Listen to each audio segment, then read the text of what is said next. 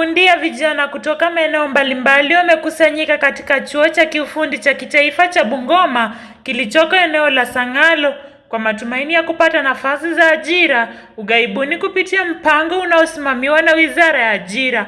Zoezi hili limevutia idadi kubwa ya vijana wanaotafuta suluhu ya ukosefu wa ajira nchini, hali inayozidi kuwa na changamoto kwa wengi. Vijana wanaoshiriki zoezi hilo wanasema ajira za kimataifa zitawapa fursa ya kubadilisha maisha yao na kuwasaidia familia zao. Wameitaka serikali kupunguza masharti magumu yanayowakwamisha vijana wengi wenye mapato ya chini ili kuwawezesha kushiriki kikamilifu katika mpango huu wa ajira. Kama vijana, kwa sababu kazi Kenya hakuna. Kasonga ametuangaisha left right center. Kazi hapa Kenya ukipata kazi ya shilingi 10,000 wanachukua tax ya shilingi 9,000 kwa shilingi 1,000. Sasa sisi tunasema kazi ya huko juu lazima sisi twende tufanye kazi huko juu, tukuje na madola hapa Kenya. Na hapa tubahatishi.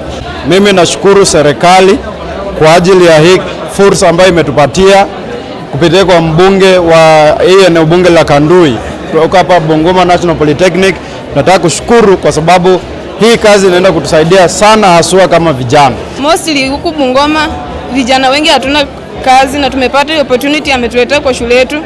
Tunaomba Mungu tu apply tuende pia abroad. Aidha, mwakilishi wa bunge wa Kandui amethibitisha kuwa zoezi hilo linafanyika kihalali na ni hatua nzuri kwa maendeleo ya vijana. Hapo nyuma kumekuwa na zile fake agencies ambazo hazipeleki watu majuu, lakini hapa tumekuja hapa tuko na officials kutoka the Ministry of Labor, tuko na agencies zote ziko hapa ambazo zinachukua vijana wetu kupeleka majuu. Labda unaweza kuwa hujapata kazi hapa na labda nyota yako iko kule majuu, iko ughaibuni.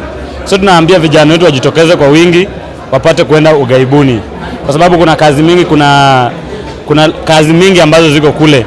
Kwa upande wake mwalimu mkuu wa chuo hicho cha kiufundi cha kitaifa cha Bungoma, Godfrey Murunga, amesema kuwa taasisi hiyo imewapa vijana wengi elimu ya kiufundi na stadi mbalimbali zinazowawezesha kufanya kazi katika mazingira tofauti yakiwemo ya kimataifa. Ya leo imepanua hizo nafasi from what used to be just agriculture, now I think it's across the board.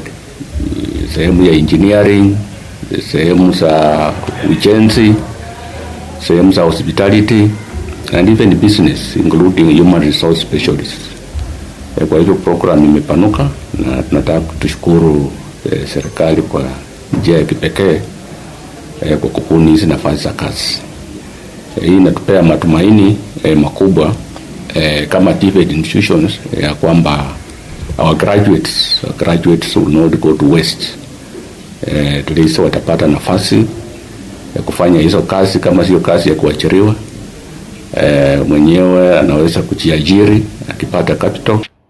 Changamoto za kuomba kazi ughaibuni miongoni mwa vijana wa Kenya, gharama za usajili na mchakato, ukosefu wa taarifa sahihi, masharti magumu na vigezo vigumu kutimiza, muda mrefu wa kusubiri majibu, hofu za matapeli na ajira ya utumwa. Nikiripotia mtazamo wa Dira Runinga ya Tandao, jina langu ni Brigid Sikukuu.